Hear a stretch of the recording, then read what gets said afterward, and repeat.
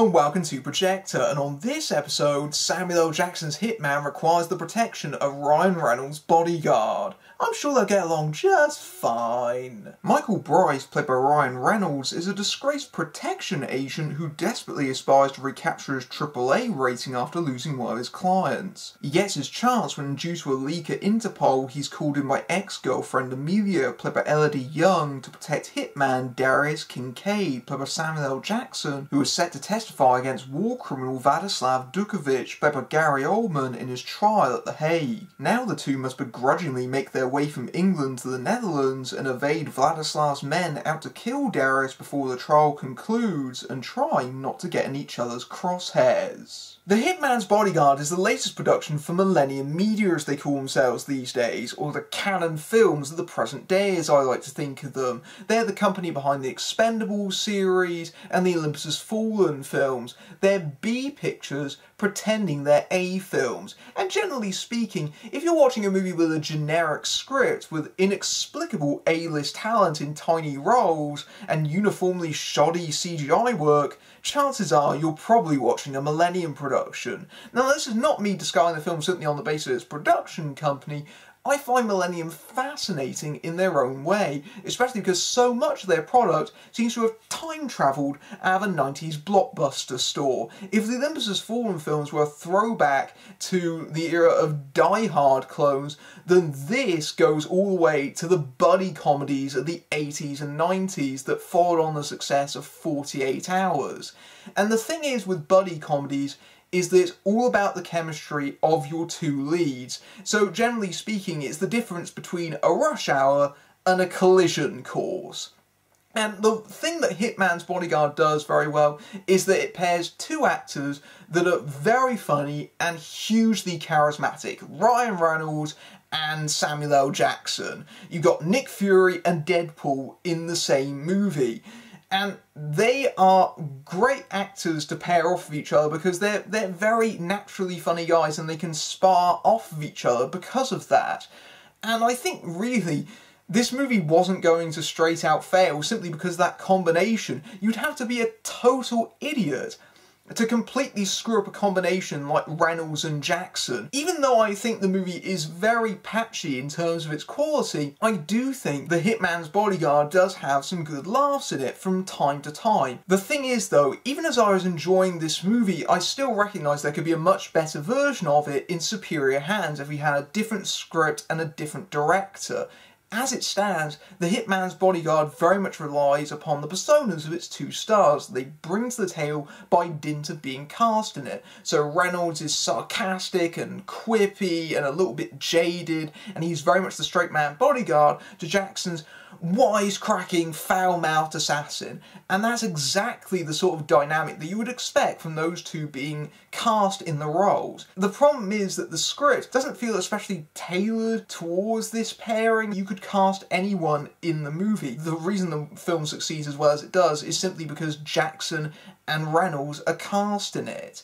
And my big problem with the movie is that it's very, very conventional. It hits all the beats of a buddy comedy, especially in terms of plot points and how their relationship develops through the movie. And that's a little bit disappointing because with these two actors, you would expect something a little bit more uncouth and a bit more self-aware. At first, they're completely antagonistic towards each other and their methods of working contradict each other, and then through the movie, they gradually gain respect for one another, and you can tell exactly where the movie's going all the way through it, and it doesn't really trip you up at any point. This is especially a big problem because midway through the movie there's meant to be a reveal, and I'd guessed it way in advance of it being let slip.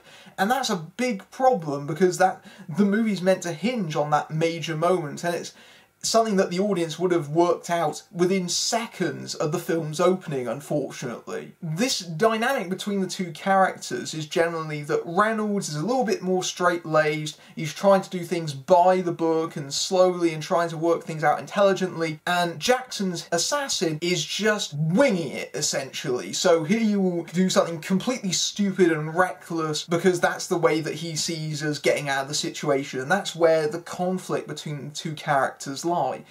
This I had a problem with because the way that Jackson's character acts in this movie is really stupid, unnecessarily so, in that he's meant to be this assassin that has killed in excess of 250 people. So he's meant to be quite a smart guy, and yet he'll do something totally imbecilic for the sake of a scene. My biggest bugbear was that there's a moment in the movie where the bad guys track them down, and Reynolds works out the reason that they managed to pinpoint their location is because Jackson was carrying his mobile phone on him. And you think to yourself, how, as an assassin, has he managed to not be aware that he could be tracked by his phone like this? It's his job. It's a total script contrivance. To the point where the movie even lampshades it, because Reynolds actually says, "I can't believe you haven't advanced to 21st century technology. How are you alive this long?" And the movie doesn't really provide an answer for that, other than Jackson is incredibly awesome. And that's the other big problem with this dynamic, especially in the first half of the movie, in that it's called the Hitman's Bodyguard. But really, when Jackson's character says that he doesn't really need any help, he's kind of right. Jackson is ridiculously superpowered through this movie. Even though very early on he gets shot in the leg, it appears to be a very minor impediment to him. So he's doing these huge leaps down staircases and things like that, and running around, and he seems like he's playing the movie on God mode, which sometimes has an amusing joke to it, but it undercuts the entire premise in that if he can perfectly defend himself well, then why does Ryan Reynolds need to be here? And so you see, with a much better written script, this would have felt a little bit more balanced in favour of both actors. I think that Reynolds does end up ultimately being superseded by Jackson because he's this huge, enormous presence through the film that Reynolds is simply left picking up table scraps behind him, even though there are moments where Bryce does save Kincaid's life through the film. As far as the actors are concerned, I think that the director has very much asked them to have fun and enjoy themselves, and boy does Jackson indulge himself here. Virtually every line that he has in this film has a melon farmer in it somewhere. Every single line. I'm gonna make a bet that if you looked at this movie's script, half of those wouldn't even be in the dialogue. He's just throwing them in there willy-nilly. Yeah, it's quite enjoyable to see Jackson just completely just reveling in it, but at the same time, you do kind of wish that Patrick Hughes, the director, did have a little bit of a firmer hand and just maybe asked for a little bit of restraint, maybe, in some regards. The interesting thing about the relationship between Bryce and Kincaid in this movie, though, is that they are established as knowing each other, and the movie doesn't really take advantage of that, because I would have been far more interested had the characters had a bit of a begrudging mutual respect for each other at first, because the movie very much plays with this idea that everyone in the assassin and bodyguard world, they kind of know each other, and so as they're going on this road movie together, they're very much telling stories, and they're conveyed through a series of flashbacks that give us the backstories of these two characters, which is a nice concept in principle, but it feels awfully strange when the two meet up with each other after about a half hour of screen time and they already know each other, and we've not really been established this before. It's very jarring in that respect. Yeah, it does eventually work out that the characters have actually been introduced earlier in the movie, but you don't really realise that until later on, so it's another thing that kind of would have worked better had there been a much more direct relationship between the two characters established before the actual mission is set up. This movie has an absurd level of talent in it. You've got big name actors in tiny supporting roles. Case in point, Gary Oldman, who is the villain of the movie, and I speculate he can't be in this film more than 5 to 7 minutes. If you took all of his scenes together, his character spends virtually the entirety of the movie sat at The Hague in his trial, and he only appears in very tiny scenes throughout to order his men around. Generally, Oldman is utterly wasted in this part, and it just feels like he's recycling his stock villain performance. He's got an Eastern European accent, his face is scarred, and that's a weird one, incidentally, because We first meet this character in a flashback scene and he's not scarred, and then when he's in trial he is, and they explain that there was an attempt on his life, that he was poisoned, and that's what gave him the scars. Maybe I would have liked to have seen that, would have given Oldman something to do. It's just really quite baffling.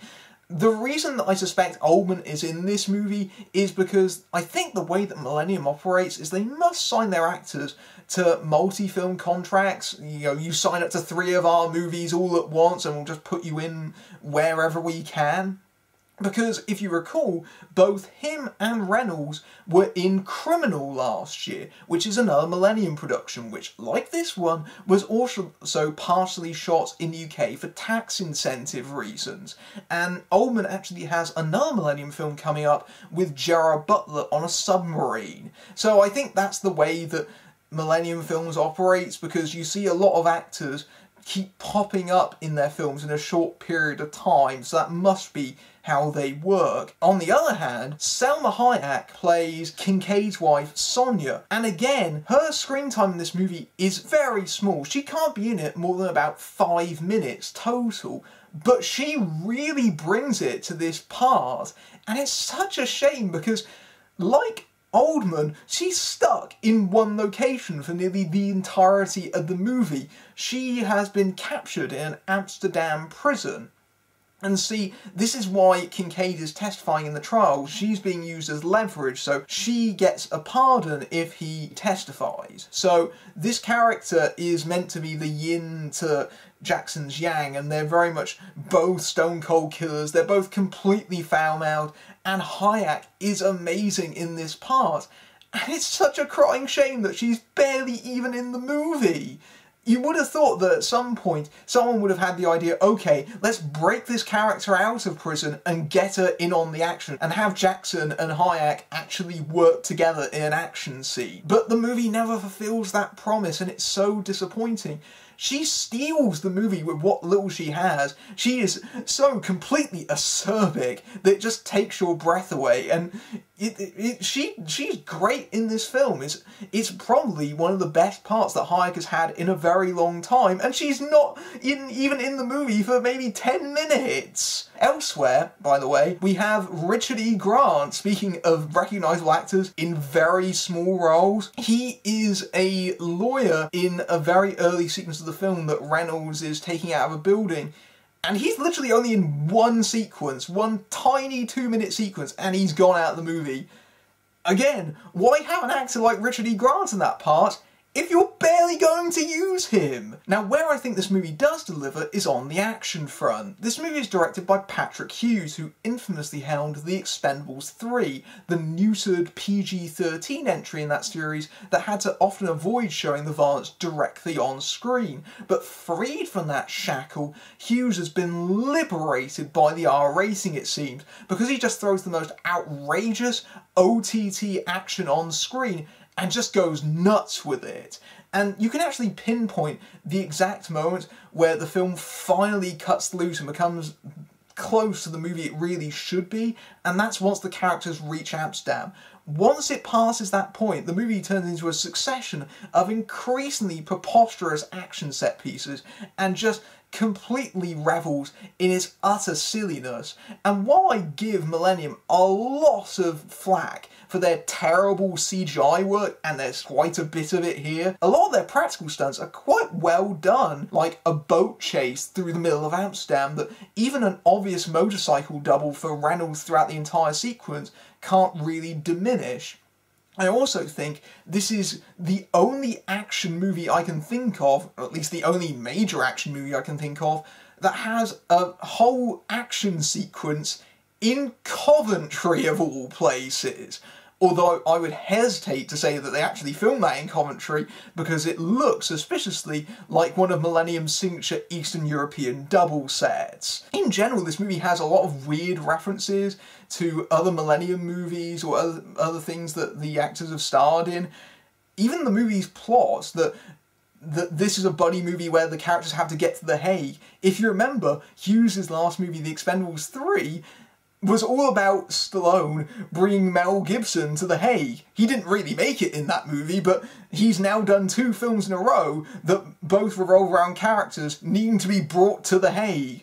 You have a weird Hague obsession, man. But yes, going back to what I was talking about, the action set pieces are very well executed. One of the standouts, I think, for me personally, is a bit where Reynolds is being chased and he goes into both a kitchen and into a hardware store that's right next door. So it's a sort of double bill of spaces where you can do terrible bodily harm. And that sequence is quite well directed, I think. It's got a little bit of a Bourne kineticness to it. There are a couple of moments of shaky cam, but in this particular moment, it does feel like they've deliberately gone for long, continuous takes, it feels like, and there you can actually sort of see where the action is occurring. There are a couple of moments where it doesn't really feel like it lingers on a money shot enough, or it cuts away too quickly, or it's a bit awkwardly framed, and that feels very much like the sort of work that you'd see come out of Millennium. But generally I thought that the movie just goes so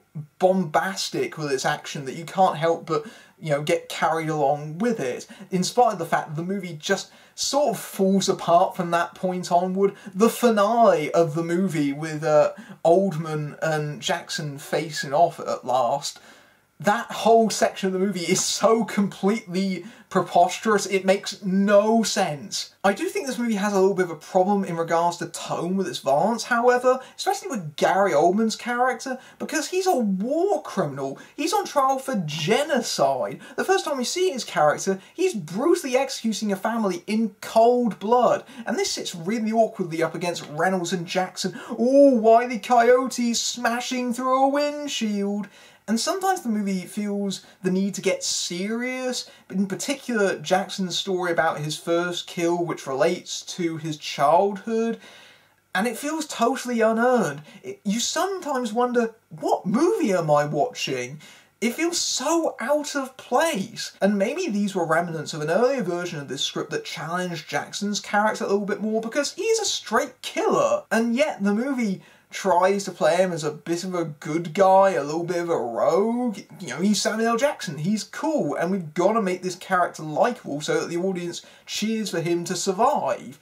And so I think the movie kind of ignores a lot of questions that the Hitman character brings up about, you know, the ethics of killing people. You know, they try to avoid the issue somewhat because they establish that Jackson's character, Kincaid, has a moral code and compass to a degree, and that he selects his targets. He only really goes after what he feels are bad people, for instance.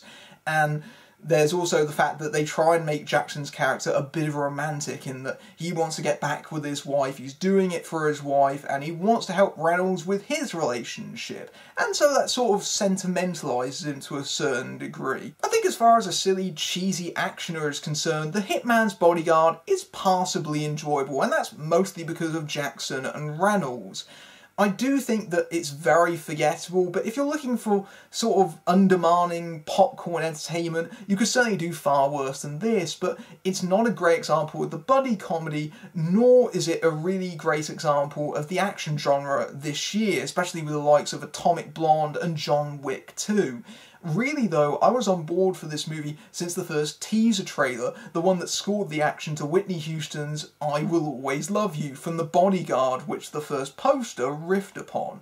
So it's with a great sadness to reveal that song does not appear in the movie at all, nor does it riff off The Bodyguard in any significant way, which is such a shame, to be honest, because that trailer is incredibly funny. That's how I know that there's a much better version of this lurking out there somewhere. This is a fine example of a movie that's mostly enjoyable, but the trailer's better. The Hitman's Bodyguard has enough elements in there to make it entertaining, in particular Ryan Reynolds and Samuel L. Jackson sparring off each other, but considering all of the talent in it, it could have been far funnier than it is. The movie largely coasts along on the charisma of its 2 stars and their usual personas. Reynolds is sarcastic and quippy, and Jackson seems to be setting a record for the most number of melon farmers in one film, which means their chemistry isn't quite as dynamite as it should be, and the weak script forces them into the stock buddy movie dynamic. Hayek. Oldman and Hayek have so little screen time it's almost obscene, but while the former is a stock villain, it's a shame Hayek wasn't given more to steal the film further. Many of the set pieces are enjoyably staged, with the second half completely surrendering to stupidly OTT action, especially by the nonsensical finale, but sometimes isn't certain of tone as war crimes sit awkwardly alongside fart jokes. It's disposable brainless fodder for action fans that's best enjoyed with beer and pizza, and feels like a throwback to the 80s and 90s era of mismatched 48 Hours clones for better and worse. If you like this review, your next target is my Patreon, where you can see my reviews early among other perks, but until next time, I'm Matthew Buck, fading out.